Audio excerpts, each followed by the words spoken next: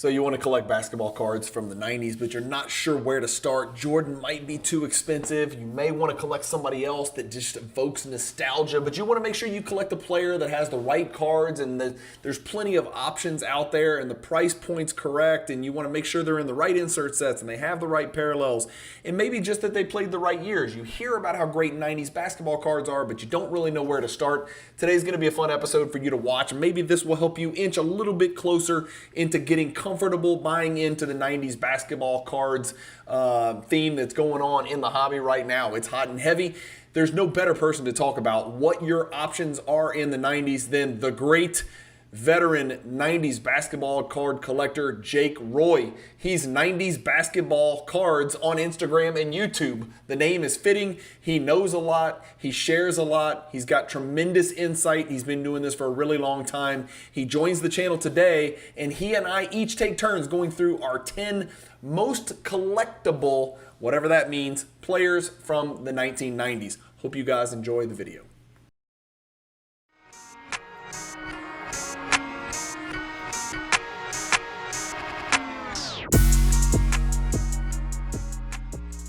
If you've got a bunch of unwanted inventory that you've been sitting on for days, weeks, months, years, ship it to Fanatics Marketplace and let them do all the work. Just make sure when you ship it, you use the promotional code Cajun, all capital letters, C-A-J-U-N. Hey guys, Brian with Cajun Cardboard coming at you from the great state of Louisiana, and I am very, very happy to have a recurring guest, albeit it's been a long time. Jake Roy, 90s b-ball cards, the grandfather of basketball card content on YouTube, is joining us on the channel again. Jake, it is always a pleasure and a privilege to have you on the channel, man. Thanks for coming on. Yeah, the pleasure's all mine. You know, I didn't get a chance to hang out with you in Cleveland this year, so, you know, we're doing the best we can virtually. That's it. We were moving hot and heavy. Everybody was trying to get through Cleveland. I had a million things to do in a short time span. I'm sure you did too. That sucks we didn't hook up, but we got to find each other in Chicago next year for sure. For sure. It is in Chicago, right? I don't want to fly to Chicago and then find out it's in Atlantic City or something. Well, you know, it's in Chicago, right? Truly, from what I hear, it's in Rosemont. You know, Rosemont. Okay, yeah, so I was going to Chicago. Rosemont's got to be near there. We'll find it. We'll find it. Well, I'll get my Cajun tour guide to help me find it. We'll get there. We're taking a boat. I hope that's okay. I mean, we'll get there. You know, I think there's probably some canals that can get you there. You know. Yeah, for sure. All right. For those of you who don't know, look, let me do this because Jake, I am horrible at this. I always have guests, and then I forget to tell people where to find them, who they are, where they come from. You're in Springfield, Massachusetts. I am. You nicely reminded me of that. 90s b-ball cards on Instagram. If you're not on Instagram, crawl out from under the rock that you're living under. And I mean that in the nicest way possible. I'm trying to do you a favor. Instagram, Jake, I'm sure you would agree, is a phenomenal place to A, share your cards, and B, get an education and just have fun, man. It's a great place. It's a great community for basketball cards, 90s b-ball cards. And then more importantly, Jake, you are 90s b-ball cards. There's the Instagram with the underscores, but also 90s b-ball card is your YouTube channel. You look like you slowed down. Did you slow down a little bit? You know what? I haven't a little busy lately with some kids or something I'm hearing about. Sure. You got that right. Yeah. I haven't made a video in like a month. And when I say that, I've got like 2 that I'm working on, but yeah, you know, kids started school, you know, got sick, all kinds of stuff. So, yeah, I've been a little slower than I like. I like to do once a week, but you know, the last few have gotten away from me. So we'll get back there. Jake is easy to find. He is a wealth of knowledge. He's a resource, 90s b-ball cards, and he embodies the name. I mean, like when, you know, you see these people, Jake, it's funny. I told you we were going to get off topic. Well, here we are. You get these people and they're like, their Instagram handle will be like Michael Finley PC. And then you look at their collection and it's like all Antoine Carr or something weird. You know, it's like, what? Change your Instagram name to something different. Yours works very, very well because that is what you do and what you know, and that's why you're on the channel. Today's topic, before we lose everybody, is you and I are going to work our way from 10 through 1 through our top 10 list of most collectible players from the 90s. What does that mean? I don't even know. We didn't agree on a definition, Jake. We're winging this thing. But that's what's going to make it fun. There's going to be a little bit of leeway here, a little bit of give and take. And I think our list will certainly have some in common, unquestionably. But it's going to be fun to work through it. I can already tell you, I cheated I cheated on 3 of mine already. Okay. So Right. stay tuned. You'll see how I cheated. But let's get cranking, man. Is there anything else? Oh, let's set the ground rules and let's make sure you and I are on the same page, okay? We said 1996 rookie year or prior, okay? So no Tim Duncan, no Paul Pierce, not that he would be on here anyway. No Dirk, no Vince, and no T-Mac, right? And those are some names that probably would have worked their way onto our list or at least been in contention. This is not the most collected players. That's easy. Anybody can do that. You go to Card Ladder, you search the data. This is not the most collected. It's the most, what we think are the most collectible. Which, again, we still don't really know what that means. And it's also not the best. We're not just ranking the best players, right? That would also be fun in a great video, but that's not what this video is. This video is for sports cards collectors who maybe are starting to dip their toes in the water, Jake, and we're giving them some ideas on some potential players that they may want to look at if they decide to play or PC somebody from the 90s. And there's so many great players to choose. I mean, we could have gone 50 deep and had some really fun names with great inserts. So whittling it down to just the top 10 is it's difficult. Like when I was doing my list, I think I had like 17 or 18 that I was considering for the top 10. It's funny because when I do, Jake, I do top 10s on the channel all the time, and sometimes I'll have guests, and we'll take like 30 minutes on our honorable mention. It'll be like 37 players that are honorable mention because you don't want to offend anybody, especially in 90 sports cards, because you and I could definitely, like, if we find somebody with a Ray Allen basketball page, it's like mesmerizing. Like I'll go through their Instagram page and scroll through like 100 different posts. And I don't collect Ray Allen. I don't have a single Ray Allen card to the best of my knowledge, maybe 1 or 2. But it's funny because we respect anybody and everybody that collects 90s basketball cards. We just want as many people in as possible doing it the right way. And so that's kind of what today's video hopefully will help with. Let me just start with some no Magic and no Bird, right? So your player could be a rookie in the 80s, but they need to have cards in the 90s, at least for my criteria, to be collectible for the 90s. So you're not going to see Magic and Bird. That doesn't mean we don't think Magic and Bird were 2 of the top 10 players in the early 90s, obviously, so don't shoot the messenger. But no Magic, no Bird. And I'm ready to give you my others getting votes, my honorable mention that didn't make my 10. You want to do? Let's do yours first. Give me your honorable mention that didn't make the top 10. All right. So some of these really hurt my heart, but I know. Sean Kemp, Charles Barkley, David Robinson, Patrick Ewing, John Stockton, Reggie Miller, Clyde Drexler, Dikembe Mutombo, Alonzo Mourning, Tim Hardaway, Larry Johnson, Glenn Rice, Eddie Jones. Even he was probably a little lower than that, but low honorable mention. You got high honorable mention, then low. Low honorable mention. Yeah. Jake, so those are some of the guys I had there. That's a good list. You got 2 guys on your list that are in my top 10. But again, I cheated, so you're about to find out how. But Eddie Jones, you know what I think of when I think of Eddie Jones? I think of, I'm not like you. So you open packs in the 90s. I'm so jealous of that. I was otherwise detained in the 90s, and I didn't get back in until around 97, I think.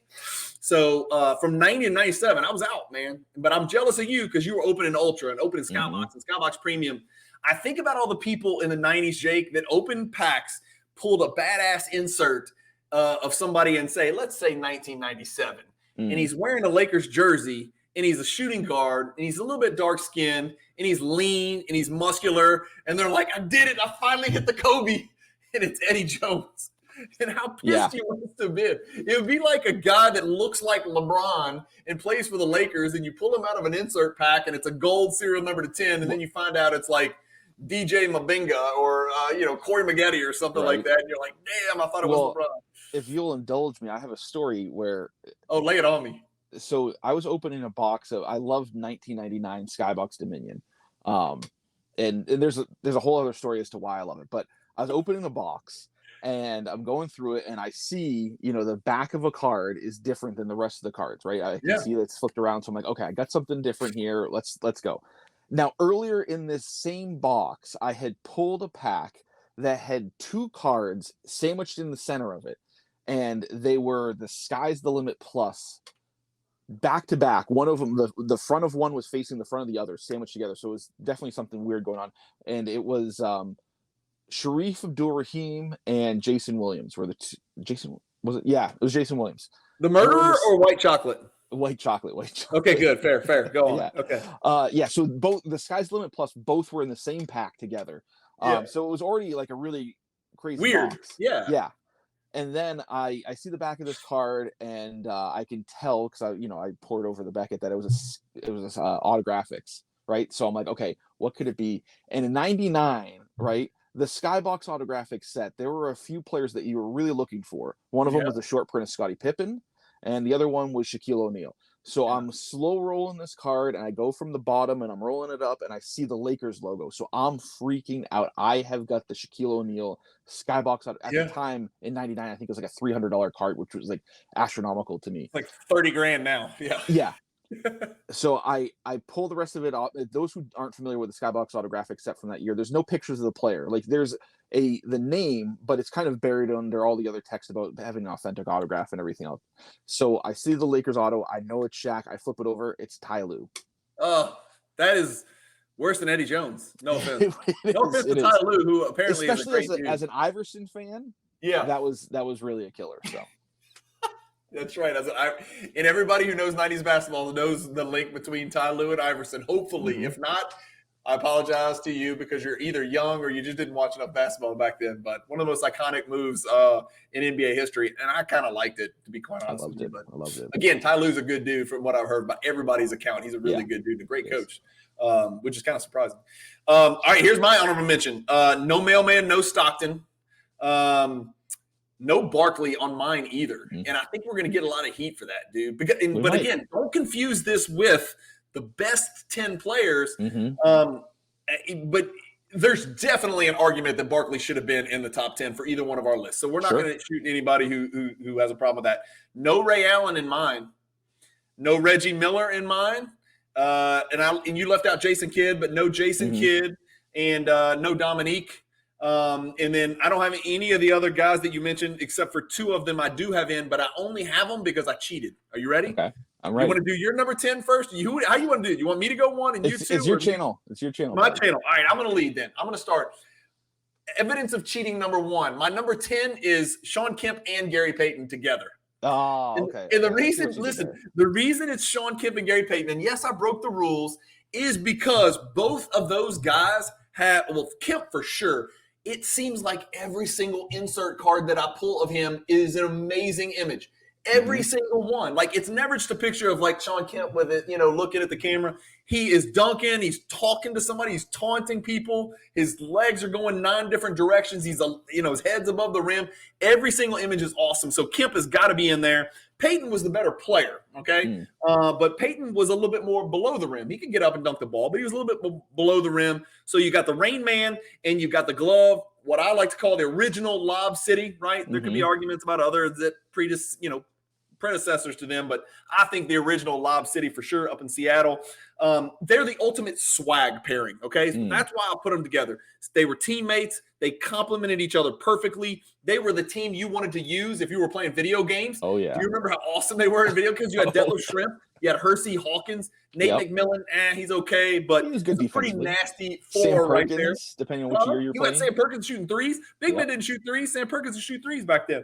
So they're the ultimate pairing. Maybe the most swag pairing other than Shaq and Kobe. Like, when I say swag, I mean style, filth, just oozing confidence, trash talking, in your face, scared of nobody. Now, again, they didn't really win anything per se, but I've got Kemp and Payton together at my number 10. And I've got 2 cards for Kemp and Payton. So what I did, what we're going to do, and I don't know if we talked about this, we're going to share some pictures of cards, potential cards that you could maybe pick up if you wanted to start collecting Kemp and Payton. Now, most of these cards I've got, every card is going to be under $2,500. I know it's kind of a high budget, but I want to show some cool cards of them. So here's the 2 cards that I've got to share. The first one for Kemp is the hot numbers. This ain't a great image, but hot numbers. It's a great insert set. It's got the lenticular surface. I wish I could swivel it and show the 3D nature of it to where Kemp's kind of embedded in all those numbers behind him. But this card, believe it or not, is a PSA 10. Jake, guess on the value. Well, you can see it if you look close enough. Yeah, I can.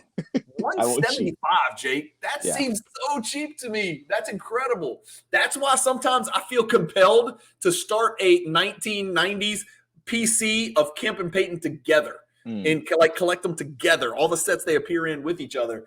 I've resisted the temptation. I've stayed in my Jordan lane, but I've kind of it's been like a calling of mine. And then the other one, I think he's got the best looking. I think he's got the best looking slick silver, even better looking than Jordan's. Yep. This is a really, really good looking slick silver Gary Payton PSA 10. That card's a $75 card, man. So these are two guys at number 10 for me that you can go collect on a really good budget. Who you got at number 10? So for number 10, I had Scottie Pippen. You can't think about the Bulls and not think about Scottie Pippen. Yeah. The Batman or the Robin to Jordan's Batman. There's just something about that Red Bulls uniform that just like, even though I was rooting for the Magic and I was rooting against the Bulls, that Red Bulls uniform just brings back a lot of feels. So like whenever I see a nice Scottie Pippen card, I'm like, I don't know, there's just something. I have very few Scottie Pippen cards in my collection, but like I always enjoy looking at them. So for looking at a card, the one that I pulled up was the 1997 Topps Finest gold embossed die cut refractor. So it's numbered to 74. You've got that refractor pattern, the atomic pattern, as some came to know it, on the front and the back. But I also love it because, so for those that aren't familiar with the set, 97 Finest had all these different designs, right? And I love the Masters design when you get the die cut around the ball, and you've got those two pictures, almost like a Flair showcase, going on for Scotty there. And not every player had that, right? Like the penny is not the same as the Scottie Pippen. The Jordan's not the same, so I really love that one specifically for Scottie Pippen because of all the design elements. You went with a grail, baby. You went with the big bad, big boy Scottie Pippen card. Those 97. When you gave me the budget, I said I'm going to have some fun with this budget. So there's some big boys on this list. If it's the other guy on the Bulls, that's a $50,000 card right there. Yes. But for Pippen, you can pick it up on a budget. So I'm with you. So I had Pippen at number 8, and we're going to have some overlap. By the way, I forgot to ask you. You didn't have Kemp in your 10. Did you have Gary Payton somewhere in here? We're about to get to Payton. I didn't have Payton, okay. And I definitely do. For me, Kemp and Payton are like 1A, 1B. So when I say Kemp, I'm always thinking of Payton as well. But yeah, he didn't crack the top 10. I don't know very many Kemp or Payton collectors. There's one or two out there that I know of. The name that comes to mind back when I was collecting the 97 PMG Red set is there was somebody that collected named Burgess on Instagram, and I think he has a lot of Pippen and Kemp cards. And I think it's like Burgess 24, Burgess something. Maybe if somebody's interested, you can kind of track his page down. You can learn a lot about Kemp and Payton. I may be wrong. I'm getting old, so I might have forgotten. So I've got Pippen at 8. So we'll wait until I get to 8, and I'll talk a little bit about Pippen. I'll show you my Pippen card. On to number 9. All right, number 9. I'm cheating again. And these two guys are also linked. You know how Kemp and Payton sort of fit together. They sort of make sense together. Peanut butter and jelly. This is the same exact same thing. Olajuwon and Robinson. So I've got Olajuwon and Robinson together. They're both 7 feet tall. Well, Robinson was 7 feet tall. Olajuwon, people called him a 7-footer, but the rumors are he was 6'10". But nevertheless, probably one of the 5 greatest centers that ever lived, certainly. If you take a closer look at these two guys, they both won titles. They both won finals MVP. Well, Olajuwon won 2 finals MVPs. I don't think Robinson won a finals MVP, but I want to look at their stats a little bit. I'm about to share this with you, Jake, okay? So a lot of people just assume that Olajuwon sort of left Robinson out in the dust. He did not, okay? Nope. So I'm on Basketball Reference. I've pulled him up. This is their whole career. Olajuwon played forever. People forget. He played for the Sonics, I think, the Raptors. He was all over the place. Yep. Yeah, he was all over the place at the end of his career. Ewing did the same thing, but those were some really ugly twilight years. But in his prime, Akeem was very, very special. Yeah. Robinson the same way. Robinson was actually as collectible or more collectible maybe than Shaq as a rookie card. The hobby went bananas for Robinson when he came out of Navy, right? So if you look at it, the lines that are highlighted in green means that player was superior, right? But if you look at Olajuwon closely, he averaged 0.7 more points, 0.5 more rebounds, the same assists, 0.3 more steals, 0.1 more blocks, and then Robinson blows him away in all of the percentages and the metrics. Down here is where Olajuwon sort of leaves him, but it's really not as big a margin as you would think. He's got the same number of titles, although many would argue that those were not Robinson's titles. They were Tim Duncan's titles. Yep. 6 first-team All-NBA, Robinson 4, 12 All-NBA, Robinson 10, 9 All-Defensive, Robinson 8. MVPs, 1 each. Defensive Player of the Year, 2 Olajuwon, 1 for Robinson. Finals MVPs 2-0, so that's a big check mark in the corner in Olajuwon's, and then 12-10 on All Stars, which don't mean nearly as much. But watch this. I want to scroll down here because all these young people are going to be like, yeah, but what are their analytics? What are their metrics? Well, Robinson dusts him, man, and I was very surprised, Jake. A better defensive rating, Robinson. Better offensive rating, Robinson. Better VORP, Robinson. Better box score plus minus, Robinson. Better win shares per 48, Robinson. Better win shares, Robinson. And better PER, Robinson by a lot.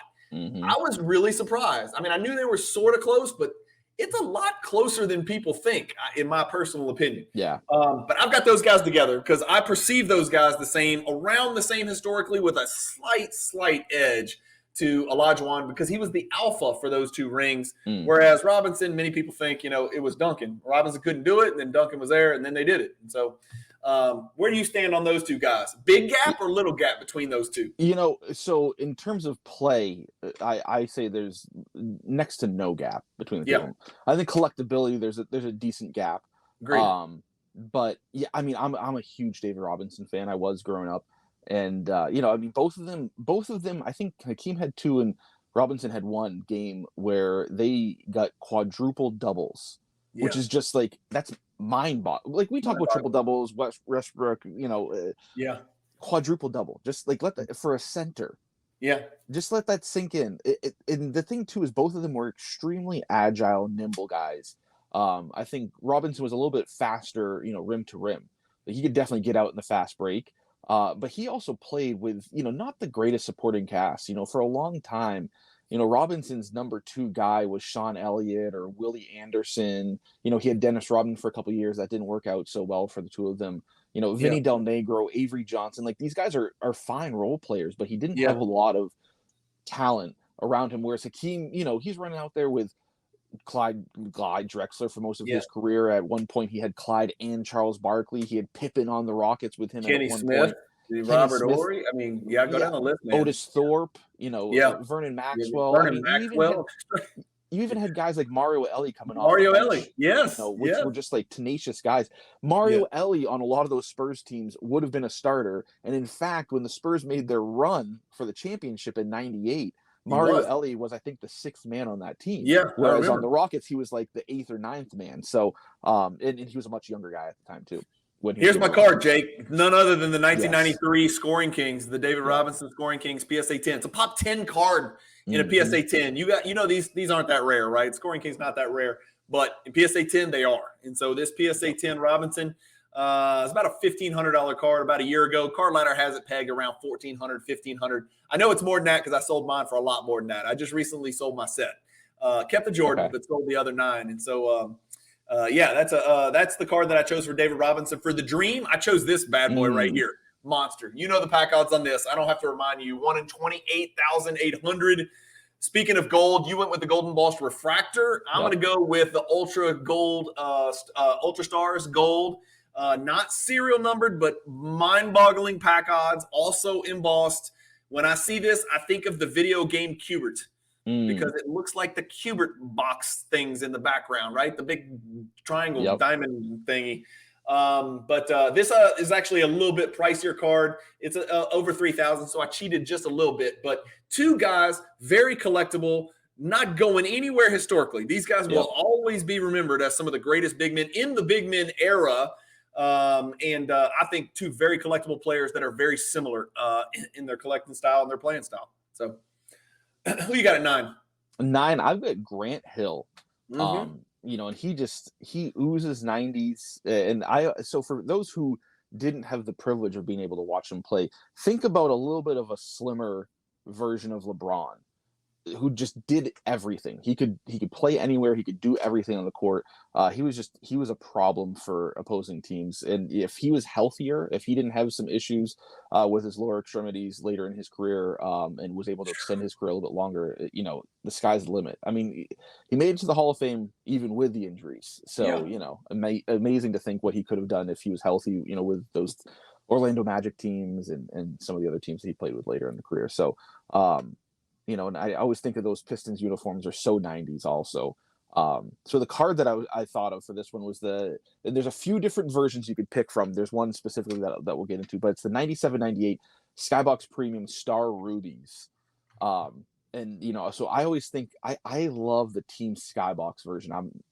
Not everybody agrees with me, but I love. That's my favorite one. Version. That is my favorite. It's also the only Jordan one that I own. So. Okay, there we go. A little bias, but yeah. So Grant Hill has 3. He has a base set one. He has a checklist that looks just like a base set, and then he has the Team Skybox. So that kind of keeps the prices a little bit more reasonable than some of the other players, just because there's more to pick from there. But depending on the condition and the grade, and I do recommend if somebody's looking to buy one, get one that is authenticated. Damn, Jake.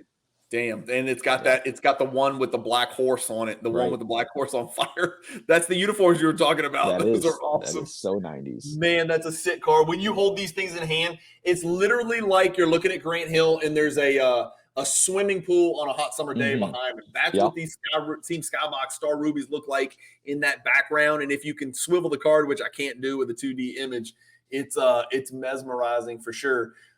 When I try to describe Grant Hill, like my son's a big basketball fan, obviously didn't have a chance to watch real prime Grant Hill. I try to tell him, a lot of people say he's a combination of this and this, but he's really, honest to God, this is my personal opinion, he's a combination of Pippen, Jordan, and Magic Johnson, because I think he was a better passer than Pippen and Jordan, which is saying something because those were good. They were both good passers. Yep. He is a much more accomplished scorer than Scottie Pippen, not even close. And he's just not quite as physically as freakish as Scottie Pippen on the defensive end, but he was an elite defender nonetheless. And then he had the Jordan-like quality in that he could have the ball in his hands and dictate every single possession. So absolutely, I've got Grant Hill at number 7. So I'm going to talk about Grant Hill when I get to my number 7. I've got some notes on him as well. And actually, I've got another player in there that you're probably going to recognize that reminds me of Grant Hill. So I cheated once again with another similarly situated what could have been guy that I know you know everything about. So we'll talk about that when we get a little closer. So, all right. So moving on, number 8 on my list is the aforementioned Pippen. So you had Pippen at 10, I think. I have Pippen at 8. The notes that I have about Pippen over here, I made a quick little cheat sheet here, is he's obviously the collectability of Pippen. He's extremely bolstered simply by being Jordan's beta. So he was Jordan's beta. He was Jordan's Robin. He was Jordan's sidekick for 6 of them. When he tried to be the alpha, he couldn't quite get him there. Obviously, everybody knows the story behind that year and a half or whatever. And, when Phil Jackson gave the nod to Tony Kukoc instead of Scottie Pippen to take the last shot in the game, Pippen sort of shut it down. So that, I think, affected his long-term likability, right? Yep. And I think Jordan collectors are just sick of people out there that try to take shots at Jordan by saying Jordan wasn't shit until Pippen came along. And I was just like, that just makes me laugh. It's just ridiculous because you could have replaced Pippen with damn near any other elite small forward. You could have put Drexler on his team. You could have put freaking Grant Hill on his team. You could have put any other good beta, and Jordan still would have won at least 6 titles. That being said, I do think Pippen was the absolute perfect fit to be Jordan's whipping boy / beta. So Jordan sort of, I guess pushed Pippen to the brink. He probably treated him like a younger brother, and I know he loved him, but he definitely pushed Pippen for sure. No doubt about that. So the Pippen card that I think of and that I've got listed on here is his Hot Shots. Which is a great, iconic, certainly recognizable insert set from 96 Flair Showcase, back when die cuts were everything. And this has got the color gradation left to right with a real high definition Spalding in the background. People see the flames and they kind of get hyper focused on the flames and the fact that it's so weird die cut. It just sort of looks so different than everything else, except maybe the cut above.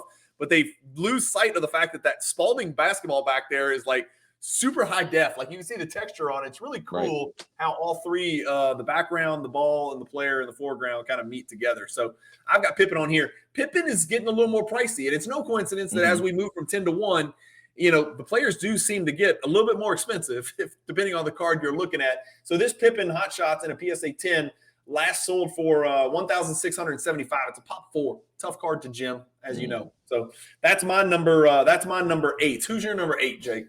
So for number 8, I've got Hakeem. So the guy we've already talked about. so we don't need to talk more about him. But the card that I pulled up was the 97 Credentials Future. So this is the one that, for those who don't know, we've got the mirror serial numbering. So his now is the lower serial numbered of the two. The future is the higher serial numbered of the two.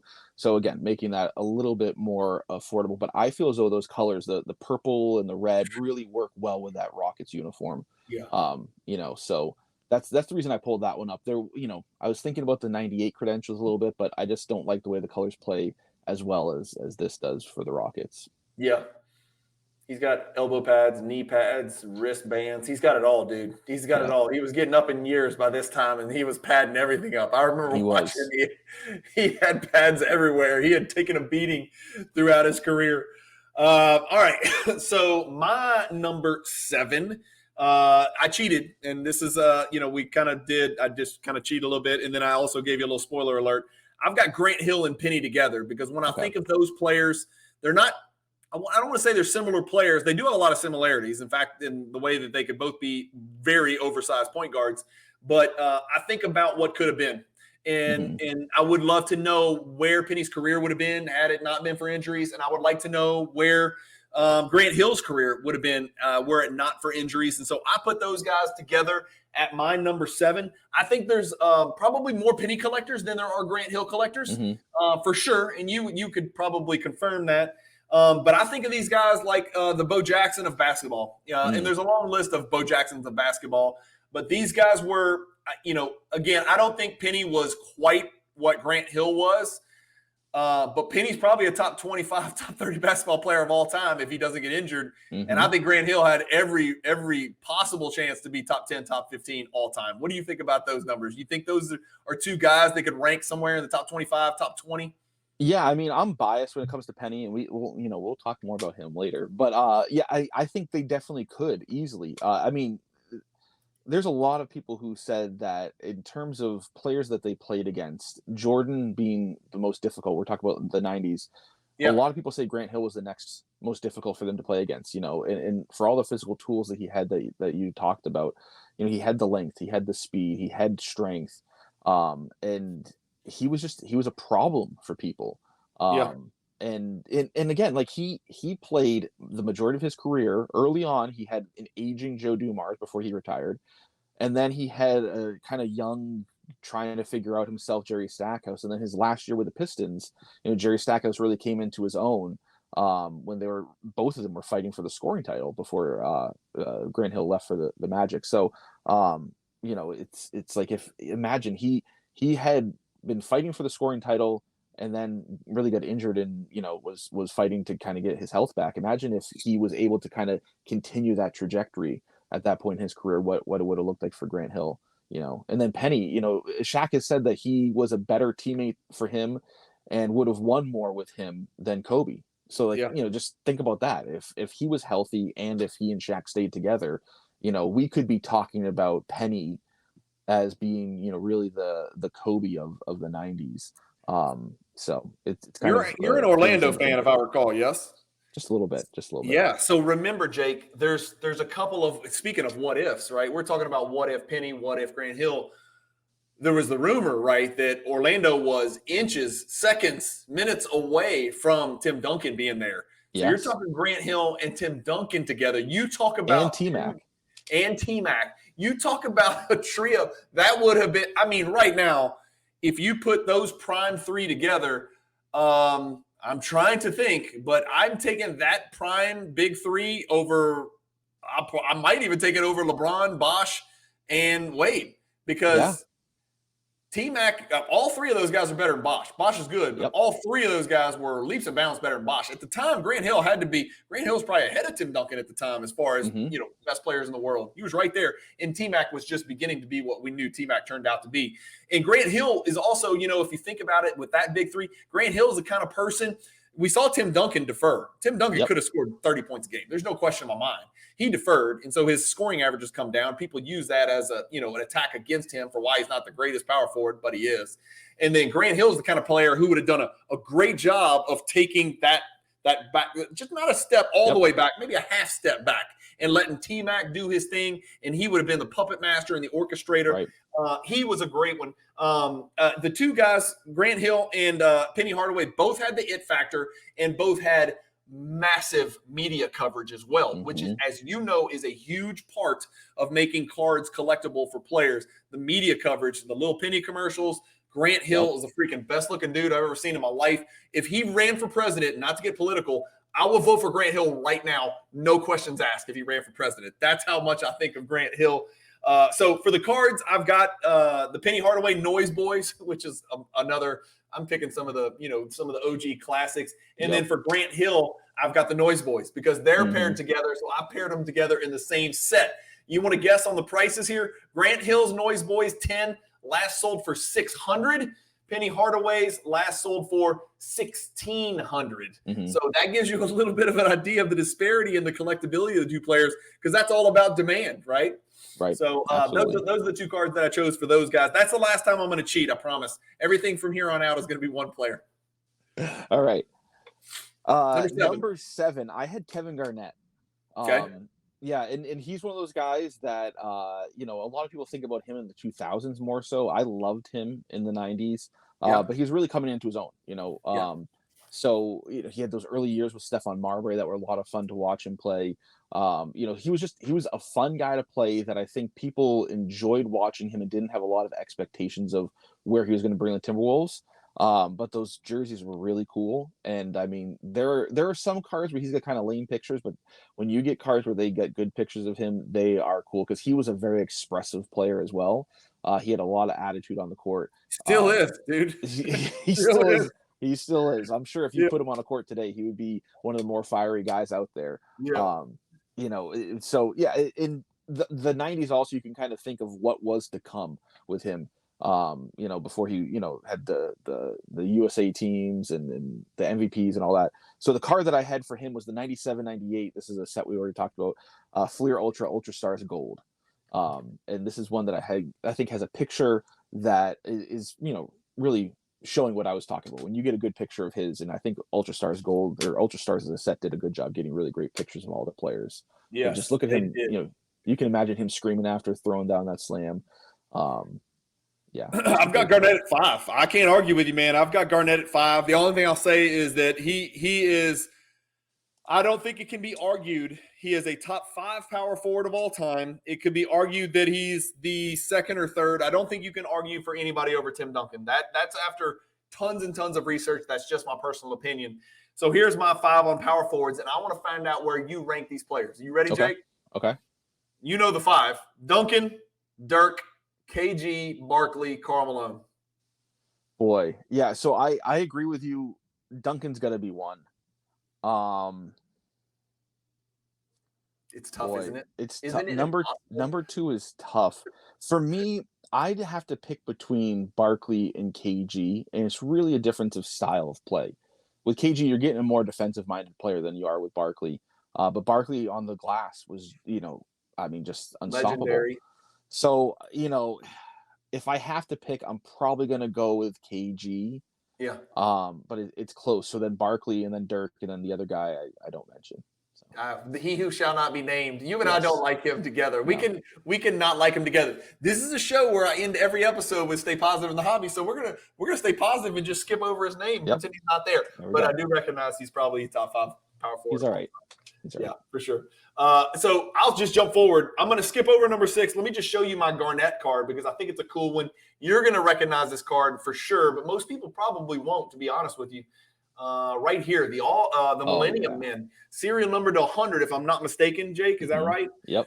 From 1999 Ultra. I don't have a very firm grasp on what the heck's going on in 1999 simply because I sort of have established parameters for my Jordan card collecting where I skip over that year and I go from like 98 with the Bulls. I do have some 99, but then I sort of jump to the Wizards years. And so I sort of miss off with the 99s and the 2000 stuff.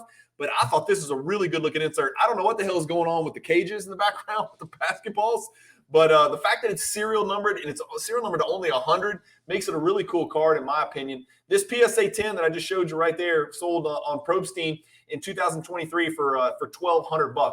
Pretty pricey card, pretty big card. It sold for $22.75 back in 2022. So, and here we are. I'm snobbing out on y'all, sharing only PSA 10s. But I just want to show you guys that some of these guys, we think they're top 10 most collectible 90s players, and some of their serial numbered best PSA 10 stuff is even collectible, for a few $1,000, which in the grand scheme of things, with what people are paying for packs and boxes and hobby boxes nowadays and ultra modern quarterbacks, it's really not that much money in the grand scheme of things. So, all right, my number 6, I've already done my Garnett. He's 5 for me. I've got him ahead.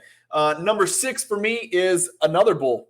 So there's 3 Bulls in my top 10. There's 3 Bulls in your top 10. I got Dennis Rodman at 6. You've obviously got him ranked higher, which I can't hate you for it. Dennis Rodman for me is a 101. Okay, he is impossible to put your finger on. There is no one else like him. You can't say he's the next this or he was this before this, because there's nothing even close. Young people try to argue that Draymond Green is like the modern day Dennis Rodman. He's not. He's literally not even remotely close. That is not even close to the same thing. Rodman was when he was present, was an amazing teammate, of course. Nobody probably except for Jordan maybe had a bigger spotlight on him off the court, especially in the later Bulls years. That's when the spotlight really got brighter and everybody just wanted to know what the hell was going to happen next, and nobody ever knew. But when he was locked in, man, he got the Bulls to a place that I don't know if they could have gotten that second three-peat had it not been for Dennis Rodman. His cards, similar to what we talked about with who did I talk about first? Sean Kemp. You can't find a bad card.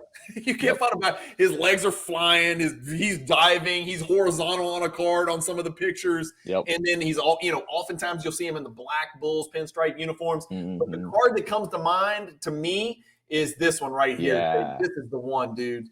It might be my favorite Jambalaya card, even over the Jordan one that I own. This is a really good looking Jambalaya card right there. Also over 10,000 pack odds, 1 in 10,000 pack odds. A PSA 9 Jambalaya Rodman, also lenticular in the background. 1980, under $2,000 for a PSA 9 Jambalaya Rodman card. So Rodman is number 6 on my list. Pound for pound, I think pound for pound, he's the greatest rebounder ever, but I do not think he's the greatest rebounder ever. Thoughts? Okay. Yeah, I mean, I think that's fair. So we'll talk more about him because he's at my number 6 also. Good. Yeah, and I mean, he was a cultural phenomenon. Yeah. And I like you said, we can't really compare him for the total package that he was. An unbelievable basketball player. The talent, I mean, there's so many stories that come out now of, how just naturally gifted of an athlete he was and how his motor just didn't stop.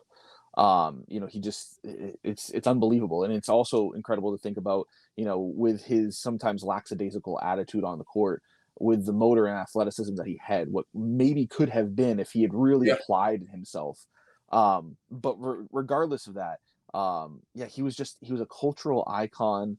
If there was a celebrity, he was rubbing shoulders with him. He was hanging out with him. They wanted to be around him, because he was just, he had that it factor about him. For sure. So for a card, I was really trying to think of something that encapsulated a lot of that kind of, quirky, weird, but cool at the same time 90s vibe. So I picked the 97-98 Skybox Z-Force. I picked the Super Rave, and really thinking about the Zuperman Super Rave. So, while you're trying to hunt one down, so there's only 50 of those. Yep, there it is.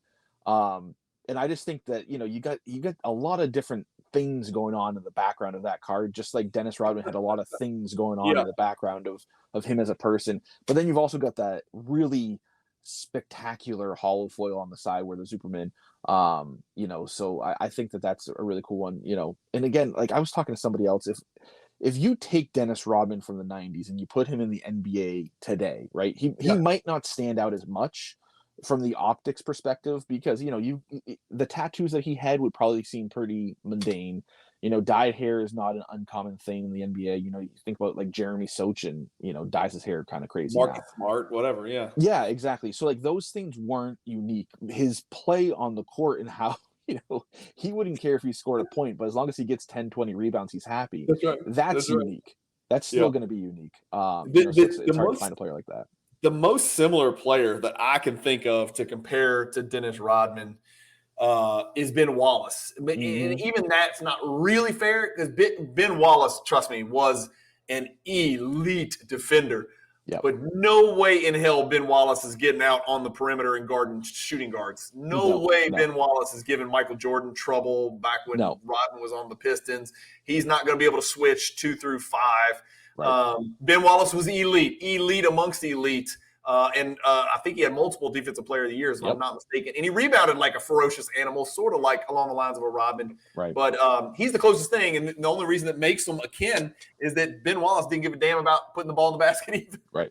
Right. So some of the funniest highlights are when Dennis Rodman gets like 3 offensive rebounds and never looks at the goal. He's just shovel passing it back to somebody else so he can rebound again. Yep. And it's just funny. You love that in a player. But you can see, look, this Super Rave that you chose, Jake, that's $14,000 card. So you can see as we're getting down the list here, we're still at number 6 on the list. But look at the difference between a Dennis Rodman Super Rave and maybe a Sean Kemp, a Gary Payton, a Grant Hill, a Penny Hardaway. Even a Penny is not going to probably touch these Rodman type prices. That's a big dollar card right there.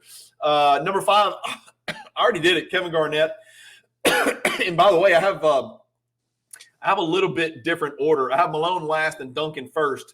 But I have Barkley, Dirk, KG because I think Barkley, start to finish, top to bottom, career-wise, was a better player, albeit he was never in a position to win the title. Dirk is he's just tough because he won the title, and it was probably the most important, unlikely ring that any player, any alpha has ever won. Like I always tell people, if a ring is worth 1, then Dirk's ring should be worth 1.5 because of the teams that he beat and the fact that he did it on a team where he did not have another all-star on his team, not one all-star on his team. And he's the only alpha that can ever say that.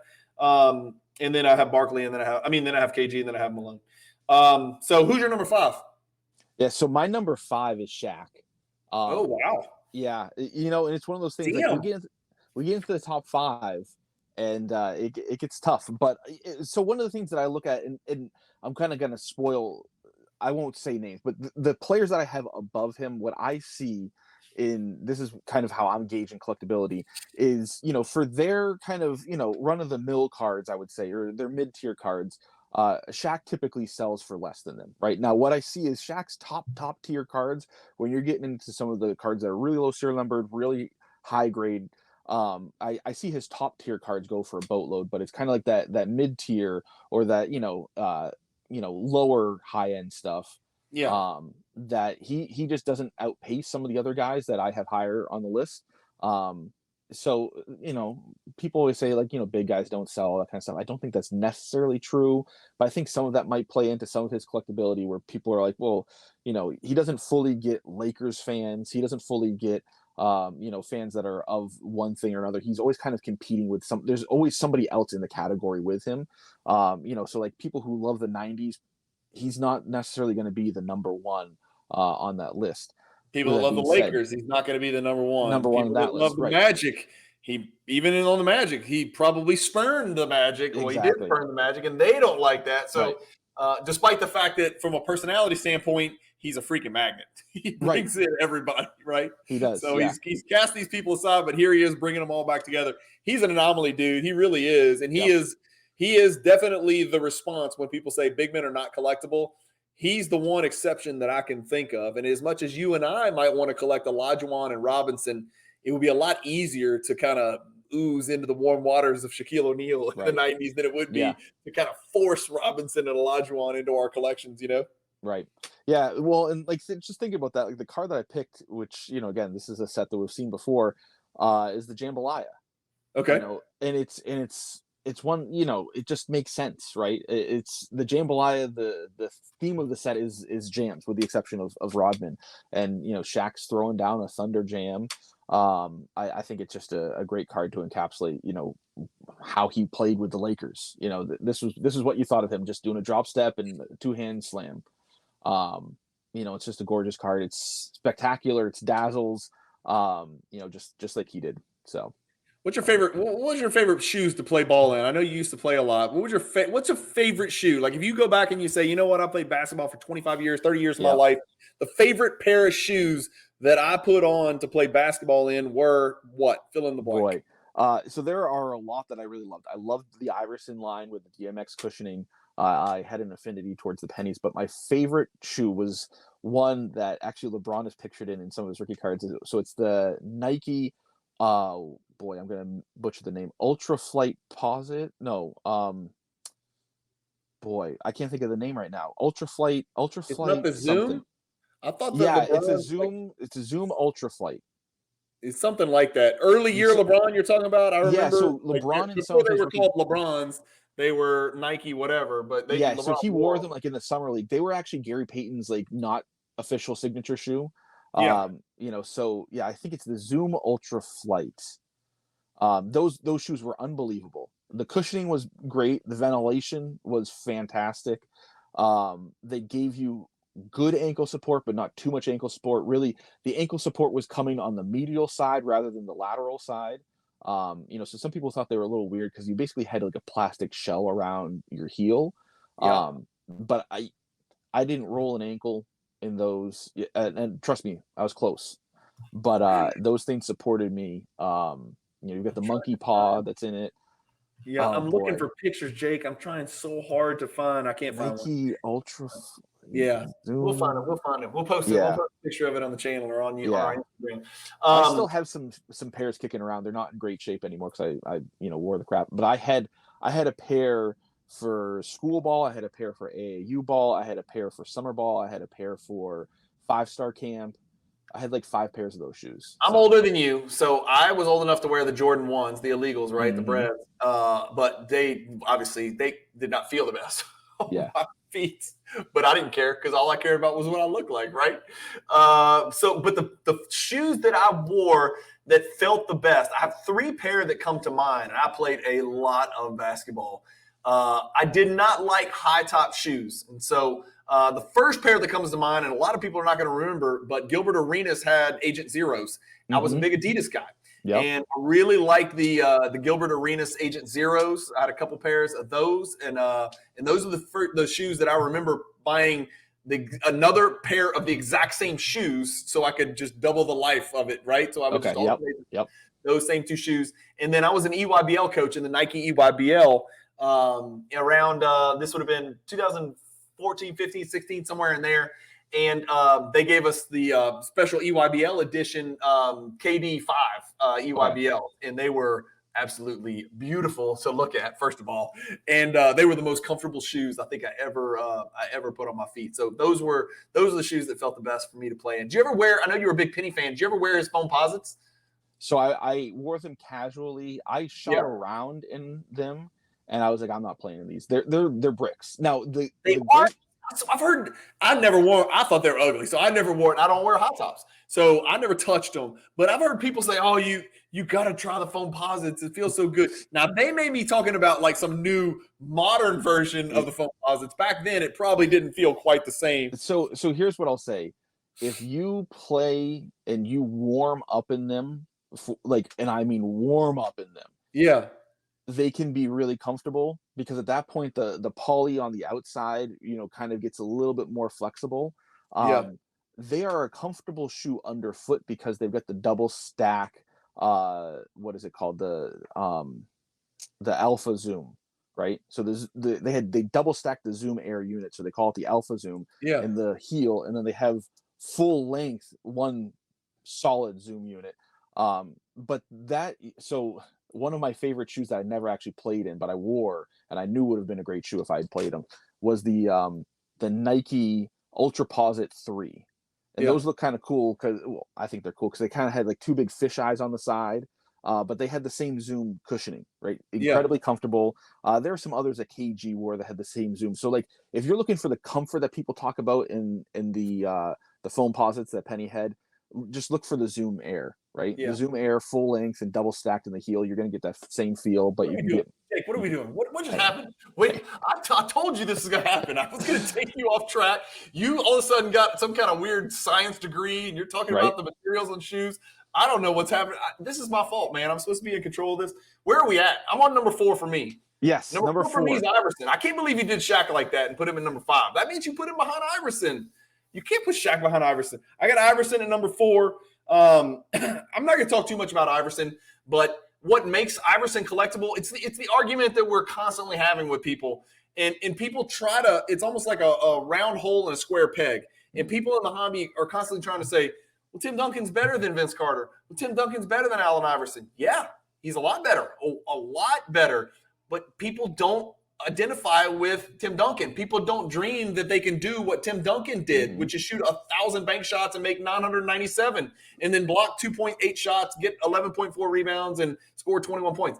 They want to go off for 47, and they want to cross people over, and they want to step over Tyronn Lue, and they want to tell people they don't give a shit about practice. And they want to tell, they want to represent the face of hip-hop in an era where hip-hop was exploding. The NBA became all about personal brands. So Iverson there's only one dude on this list that's more Iverson than Iverson, and I've got him at number 1. After that, after the guy, after Black Jesus and the Black Cat, there ain't nobody that's anywhere close to Iverson on this list. He was very special in that way, and I don't think Iverson was a better player than Garnett. I don't think Iverson was a better player than Shaq. Certainly, he's not a better player than Kobe and Penny.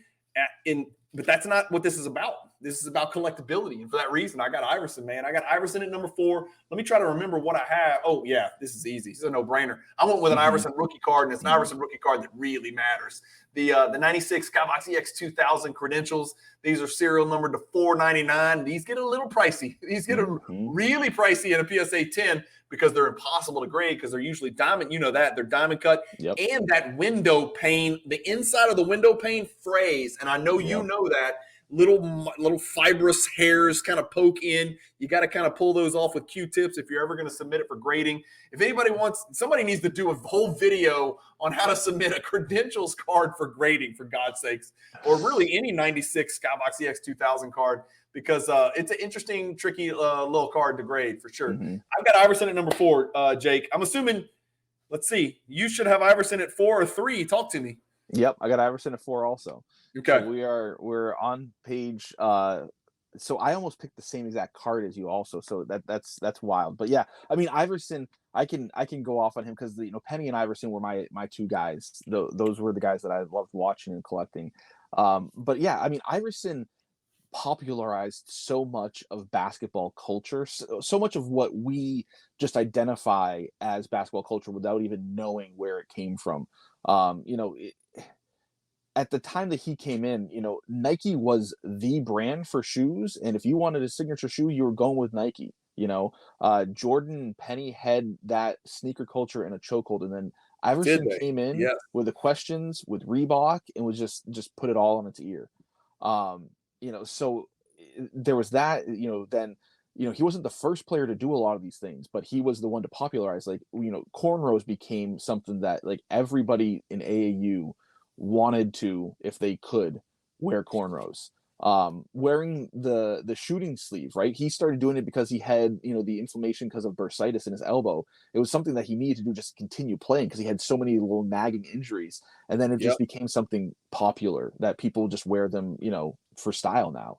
Wearing team headbands for unity was something that the Sixers did with Iverson when, I think it was on New Year's Day or the day after.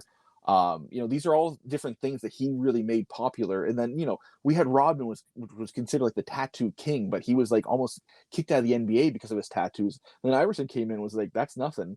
And watch this. Right. Yeah. And they would put his arm of tattoos on the insole of the shoes that Reebok would make. They would have different pieces of the design that were inspired by his tattoos, so really kind of making that something that was more mainstream and acceptable. Now you see it's not uncommon. Dame Lillard, I know you love him. He's got 2 full sleeves, so that's something that's very common and mundane now, just to see people, covered in tattoos in the NBA. So I think that, setting a lot of those cultural norms, make Iverson have a lot of staying power for collectors, and he was fun to watch, so anyway, all that's to say, the card that I picked was the 97 Hoops 500 volts. So there's the, you get the high voltage, and then you get the 500 is the parallel version. And these cards, for those who haven't seen them in person, are so cool. They just dance. Dude, I don't think I've ever seen this. I'm telling you, I'm not joking. I've been around. I don't think I've ever seen that card. I don't ever remember seeing that image of Iverson. That is so awesome. Right? Yeah, That it's so an awesome. incredible. It's just a cool card, and it's one of those. They're numbered to 500, but for how infrequently they come up, a lot of people speculate as to whether or not there were actually 500 produced. I was going to ask you about that. Yeah, what do you think about that? I mean, I don't know. It's one of those that I can understand where they're coming from and thinking that. But Jake, right? Dude, if you had a high voltage 500 Iverson right now, anybody, I'm speaking to everybody on earth, grade the damn card. There's 28 graded out of 500. I ain't buying it, man. I just don't believe it, Jake. There can't be 500 of these printed. There's no way. Right. No way people are sitting on 480, 470 raw. Well, and it's like one of the things, too, if you go and look at the Jordan pop count, we know sometimes pop counts can be manipulated, or not artificially so, but people cross stuff. Yeah. But so it's not going to give you a true count, but you go and look at the Jordan pop count on the 500 volt, and there is a Jordan, and it's gorgeous. I mean, look at those numbers. With what? 30 resubs? 40? Right. Probably. Jordan. You know how it is. Even if you say 50% of them, right? Dude, there's not 500 of these cards out there. Right. We need to stop this video and go buy all of them. Right. People are doing that. I promise you, before we finish this video, this is going to get to enough people. People are going to be on eBay searching high voltage 500. So if you watch this video and you got one listed, you better jump on eBay and change your list price. I've looked at it, but I've never really looked closely at it. That's a low number. I've never seen the Iverson. I'm glad that you chose that card. That's a really, really cool image of Iverson, man, for sure. All right, number 3. My number 3 should be a no-brainer. I got Shaq at 3. We've talked long enough about Shaq. I'm just going to share my card. You know how I feel about Shaq. He's Louisiana. Not from Louisiana, but he's Louisiana's own. We claim him. He's got a statue outside the PMAC, the Pete Maravich Assembly Center. I got a chance to see Shaq. I watched him many times when he was in college. He and I are relatively similar ages. So I remember when I was playing in college, my college teammates and I drove up from New Orleans, Louisiana, came and watched some games. I remember Shaq as an LSU Tiger playing against Loyola Marymount and UNLV, and then Arizona, where he just absolutely urinated all over Sean Rooks and those guys. So Shaq is he is the first piece of what I call the big 3. So every once in a while, Jake, I'll do videos, and you may know where I'm going with this. But when I look at an insert set, and if I'm trying to help people figure out, because we have set collectors in the 90s as well. You're one, I'm one, and there's other people out there like us. When they're looking at whether it's a good insert set to chase or not, will this set mean something 10 years from now, 20 years from now? I say it doesn't have the big 3. And the big 3 is Shaq, Kobe, and Jordan. And if an insert set's got Shaq, Kobe, and Jordan, you can rest assured that there's going to be probably 50 times as many eyeballs on those sets as the sets that don't have the big 3. Yep. And Jordan is obviously a big 1 because that matters as well. But the big 3, if it's got Shaq, Kobe, and Jordan, you're in the right place. Collect the set. That's usually how I answer people. You're going to do just fine. You're not going to lose money, I can tell you that. But the Shaq card that I've got on here is his Beam Team. Some people will say it's not a rookie card because it's an insert. Some people will say it's his best rookie card. Just depends on who you are and what you believe. But it's a great image of young, lean, ferocious, freakish Shaq. People that are in their late 20s, 30s, maybe even in your 30s, you probably may not remember crazy, lean, bouncy Orlando Magic Shaq. I got to see that crap firsthand when he was at LSU. But even in Orlando, it was like nothing the world has ever seen, for sure. The things that we're seeing Victor Wembanyama do, now Shaq wasn't, he's 5 inches shorter than Wembanyama, but the things that Shaq was doing, no one had ever seen a person do that back to Wilt Chamberlain. So there was a gap from Wilt Chamberlain. Not even Kareem was doing the stuff that Shaq was doing. And so he was very unique and very special. So that's the card that I chose. And it brings back memories. I'm about to cry because I had the PSA 10 members only, and I sold it to chase Jordan. But you make sacrifices in this hobby, Jake. It's just the way it is. You got to make choices. All right. Who's your number 3? My number 3 is Penny. I went with a lot of heart. Here we go. This is going to be a freaking gag fest. Just this is like him. Jake, we're already at an hour, okay? So we gotta keep this. We gotta keep. All right, I'll keep this down to 15 minutes and not R-rated. Okay, so calm down. All right, we're going past R, buddy. No, so Penny's one of those guys that like he's just the 90s. He is the 90s. You know, little Penny, the shoes, the Magic were the it team. You know, he's the over your pinstripes. left shoulder, Jake. He's over your left right, shoulder. He's all over this background. He's everywhere. But yeah, there's also just a lot of guys that have a lot of affinity for him. You know, so there's a strong group of collectors, and it's a large group of strong collectors that are passionate for his cards.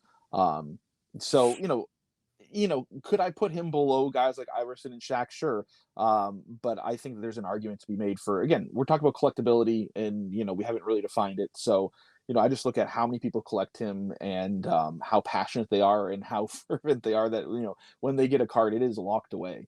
You're not prying it from their hands, and, you know, some of them are taking it to the grave with them. So, yeah, he's my number 3, you know, and he was really going to be the Jordan after Jordan was gone. You know, Upper Deck was definitely marketing him that way after Jordan retired. You know, Nike was marketing him that way after Jordan retired.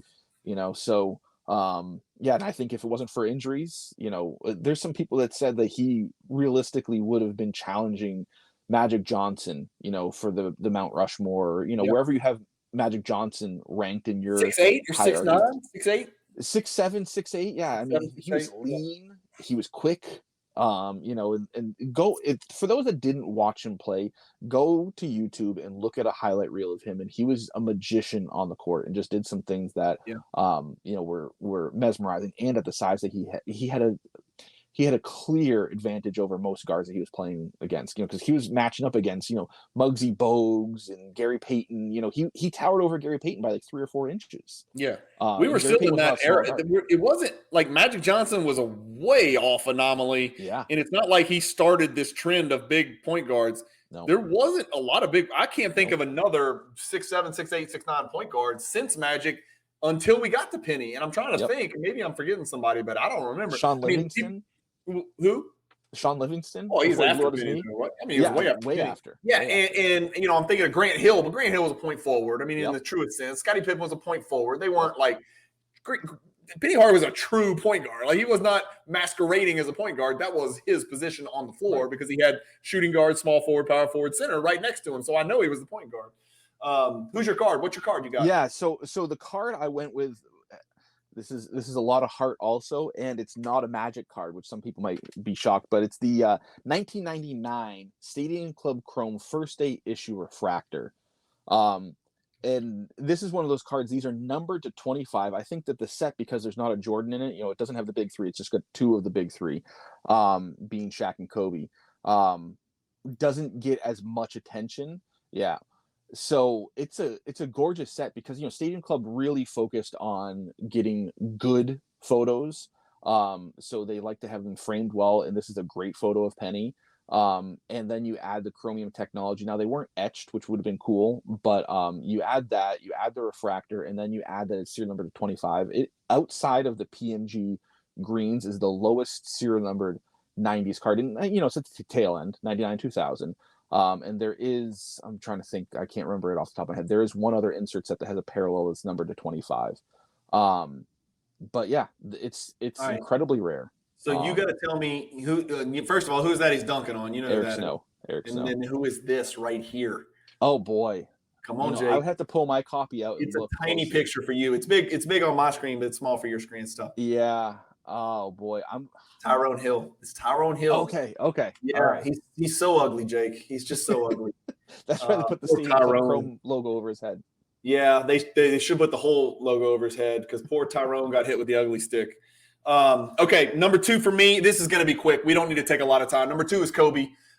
He is top 2, and he's not number 1. So Kobe is number 2 for me. He's top 10 all time for me. I'm going to let you weigh in on where Kobe is on your all time list. I'm just going to leave it at top 10. He's comfortably top 10. I have him as the second greatest shooting guard that ever lived.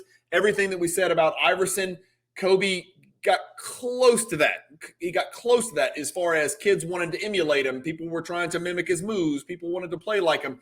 He wasn't quite as bad boy. He was more corporate than Iverson, during his prime. He didn't get off to the quickest start, which is an awesome reminder for prospectors in the ultramodern basketball world that it doesn't always click from day one. You got to give some people some time. Yes, I'm talking to you too, you freaking weirdo quarterback prospect collectors. He didn't do as much as 20 to 25 other players in the 90s. So it's like he didn't do his damage in the 90s, but you've still got the most important years of 90 sports cards featuring the player. So he's rewarded in the 90s for having those cards by what he did in the 2000s and beyond. And so he got all the big years, 96, 97, 98. Those are the 3 years. Right. You need to have cards in those years if you're going to be on our list. And he certainly has those in droves. The card that I chose is a little bit off the radar. I like it because it's a color match. I like his gold medallion. And there's a platinum, I'm sure, but the 96 Ultra Gold medallion just matches with that yellow and that image. He looks so young in this picture, man. And it's just it's just awesome because he was like a supernova that you knew. Like, we didn't know if he was going to be as good as Jordan, but we knew he was going to try to be. And he thought he was. So I think the world was just on standby. And even when he failed a couple times at the beginning of his career, I think the world just knew, no, it's coming. Like, it's undeniable. It's not a matter of, if. It's a matter of when. This dude's a megastar. The same way we feel about Wembanyama. Like, you may not like him. You may think he's going to be the greatest ever, or maybe you think he's going to be – but you can't think he's not going to be a Hall of Famer, right? You can't look at Wembanyama and think, this guy's not going to be that good. He's already that good. Kobe was kind of the same way, even though he didn't put up the Wembanyama numbers. We knew it was coming, man. So that's my Kobe at number 2. Yeah. Yeah, and Kobe had some it factor, too, coming into the league. Going to prom with Brandy was a big deal. Brandy was a big star at the time. So he definitely had some of that star already written on him. He really saved Adidas basketball, with his line of shoes, what they call the Crazy Eights now, but that was really his first signature shoe. And if it wasn't for him, Adidas was debating whether or not they really wanted to focus on basketball. It was a German headed company, and they're like, we might just focus on soccer. They're doing great there. So, he had an impact. And that the card you got there is, pre mini fro Kobe, which is something that I look back at fondly, with the number 8 and all that. So thinking about that, the card that I picked was the Apparitions Refractor from 98 Topps Chrome. You beat me. Yeah, I completely I whiffed on that one. That Ultra Gold medallion is great, but good Lord, let me put the S on here. Well, and this is one of those sets that I think, because Jordan's not in the Chrome version, again, it's another one that doesn't get talked about as much. Jordan's got the regular tops, but those refractors on the Apparitions, they just dance. It is gorgeous to see, and the colors really play well with a refractor finish. So, just a gorgeous card there. Whew. Number 1, we can put a bow on this one. It's MJ. I don't know. I have a shocker for you. Oh, shut up. It's not Antonio McDyess, is it? Isaiah Thomas, baby. Come on. I had a joke ready for Antonio McDyess, and you had a joke for me ready for that. There we go. Yeah, we're predictable, man. We're predictable pranksters. The MJ card that I chose, I decided, you know what? I'm always talking about the credentials and the rubies and the PMGs and the platinums and the legacies. We can talk about that stuff all day long. I just want to this is just a reminder. This is not meant to send people to eBay, right? I just want to remind people this is a pretty cool card. And it's cool, and it's simple, and it's elegant. Yep. It's just got that bedazzled script similar to what, the legacy collections have, that sort of speckled font that they've got in the background. And it's just MJ. It's just MJ about to dribble drive. That's all it is, man. And it's got a black background. But what that black, those 8 black edges and the 8 black corners, front and back do, you know what those do, Jake, right? Mm-hmm. It makes that PSA 10 number really small. Yep. So it's a pop 68. And look how many have been graded. A lot over 2,300, almost 2,400 graded. 68 PSA 10s. You can still go cop a PSA 8 for $40, man. So for those of you out there that say, well, I'm going to go collect Gary Payton or whoever because I can't collect Jordan, I'm priced out. You're not priced out. You just got to be okay collecting raw or collecting PSA 8s and sometimes PSA 9s and just kind of work your way up. If you just kind of work your way up, you can do it, man. There's a place out there for everybody to collect Jordan. Even the Scoring Kings, the Scoring Kings, that's not the card that I picked, but that is one that, you can get depending on the condition, at a price point that's comfortable for you. For Jordan, I love the David Robinson, right? The David Robinson picture, I think, is perfect for Scoring Kings. The card that I picked for Jordan was the Skybox Thunder and Lightning. In the picture actually is a little bit reminiscent of that there with Robinson, and the theme with thunderbolts and lightning also fit. But one of the things about the Thunder and Lightning card that a lot of people don't know, I didn't learn until recently. I think it was Gene from Arena Designs who designed it, that was on a podcast that shared this. But those lightning bolts around the player are glow in the dark. Yeah. Which is just, so you've got like a refractor finish on the front. But then if you get it in dark lighting, you're going to see that glow in the dark, which is also a really cool 90s thing. I had glow in the dark stars on my ceiling. Me too. I did that too. My mom would order me those kits out of Weekly Readers and put that on my ceiling. Of course, they would fall off. Like, they only lasted like 3 days. They'd all start falling. I love that. Was the 90s. We loved it, right? So having glow in the dark on a card is just like, that's bananas, but it makes perfect sense with the lightning bolt.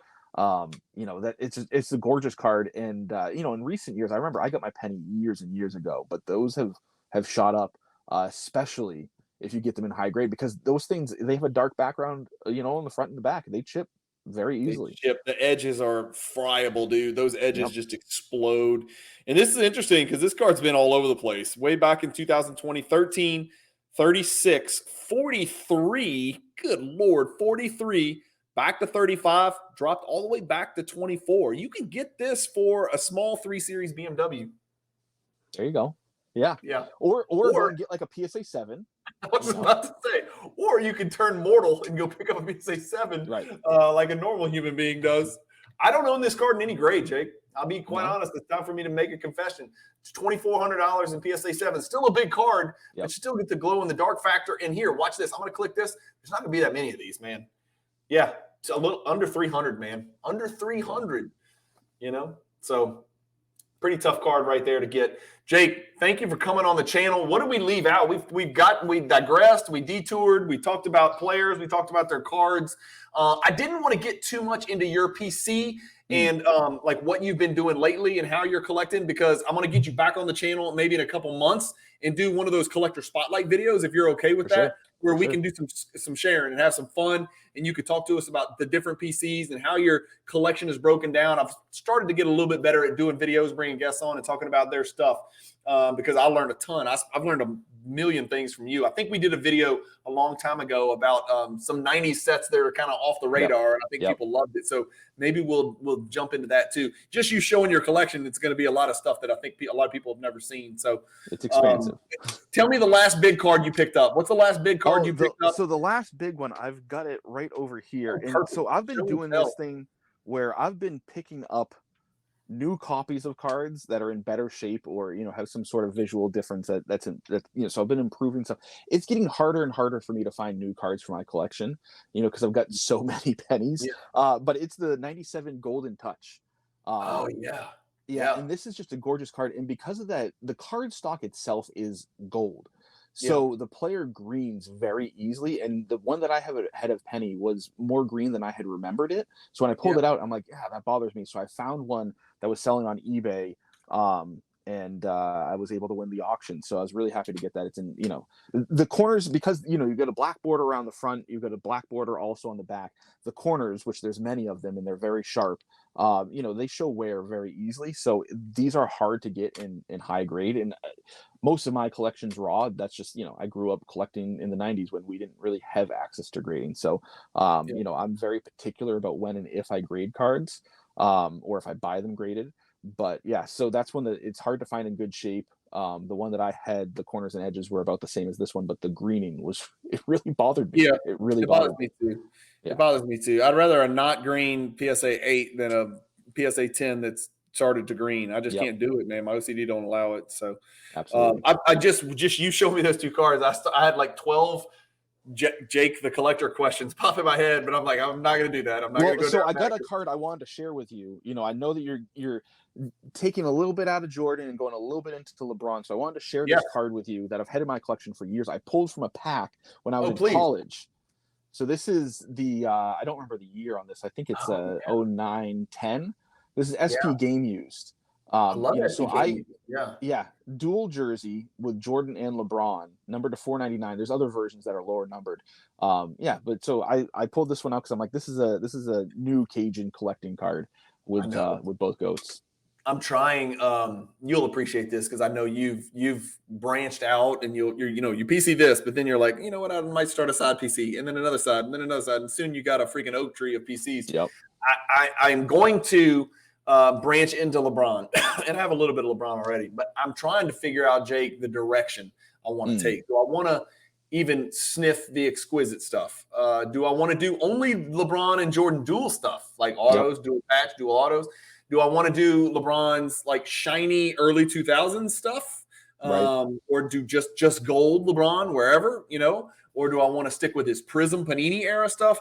I haven't decided. I do want to, draw strict parameters, stay in my lane and focus, but I haven't really decided what to do. You ever have that issue? You kind of stay in the 90s mostly, but. Well, it's something that I think about. So like I hang on to LeBron's because my wife is a Lakers fan, loves LeBron. So I'll hang on to cards that like my kids or my wife, but I don't, actively go and pick up. Like this is one that I showed you that I pulled from a pack. I've got his top space that I graded. I got a 9 that I pulled from a pack years and years ago. I've got like his Upper Deck Redemption rookie with the lenticular stuff. So I've got a few LeBrons, nothing crazy. But City Heights. You talking about the City Heights? Yeah, the City Heights. That card's on. I was going to do a whole video on it. That card's actually ticking up. It came way down, and it's starting to tick up. I don't know what's going on with that card. It's not low pop, but it's a great looking card. It is. Yeah. So I've got 2 copies. I graded both. One got a 9, one got a 10. I've had them both for a long time, so I was happy, that they graded well. But yeah, it's a cool card. I think that it's one of those that people. Yeah. Check that out, guys. People who've never seen this card, that's lenticular. That's the same vinyl-ish surface that's on the hot numbers, right, Jake? Yeah. Yep. It is. Yeah. It doesn't have the same. It doesn't. The hot numbers just did it different. I don't know how they did it, but they did it better. But this one, the cool thing in this also is if you look closely, we're talking about shoes. My second love behind cards, and obviously my kids and my wife, are shoes. So he's wearing the Jordan 9s, all blacked out in that picture. He doesn't wear a lot of Jordans, especially in pictures. Those are the same shoes that Penny wore in his second season in the NBA, that were kind of like a semi-signature shoe before he had his Nike line. Jordan was going to make him a Jordan athlete. So Jordan had LeBron and Penny both in the Jordan 9s at an early point in their career, which I think is a cool synergy between the two of them. That is cool. Well, let's wrap it. An hour and 20. You and I could do this for 20 hours and 5 minutes. We could have done this for 20 hours straight. We could have done a marathon and talked about 90s cards forever and probably had a blast doing it. I do need to get some water because I can't breathe and I'm getting old, but this is fun as hell. We are definitely going to do this again. Let's calendar something for about 60 days. I want to get you back on, and I want to talk specifically about you and your collecting. I want to ask you questions about the hobby, where it's going, what your thoughts are, what your moves are that you're making, how you make certain moves, what considerations you make when you're kind of maneuvering through the 90s. Because a lot of the people that watch my stuff, just like your stuff, there's a lot of overlap. By the way, if any of you guys are watching this because you watch Cajun Cardboard and you subscribe to me, stop this video, pause it, go immediately, and let me pull it up again because go immediately. Jake's promised me he's going to start doing more videos again because I like to watch his videos. Jake is going to go back and start doing videos on his channel soon, right, Jake? Yes, I got 3 of them. I'm working on 3 of them simultaneously now. Okay. Yep. Go follow Jake on YouTube. He's easy. Go follow Jake on Instagram. You got the underscores on Instagram. But he's been doing this a lot longer than me. His collection is certainly broader than mine, as is his knowledge. He is one of the people, just like me, who has refused this consolidation push from the peer pressure, consolidate. Jake said, hell no, I'm not consolidating. I like collecting cards, and the more cards, the better. And so Jake is a bigger and better version of what I do. So if you like my stuff, you're definitely going to like Jake's stuff. And this will not be the last time that we see Jake on the channel. Jake? Appreciate it. Cool. We'll talk soon, brother. It's hard to say anything else. I appreciate it. Yep. Thank you guys for watching. Keep collecting. Stay positive in the hobby. And peace.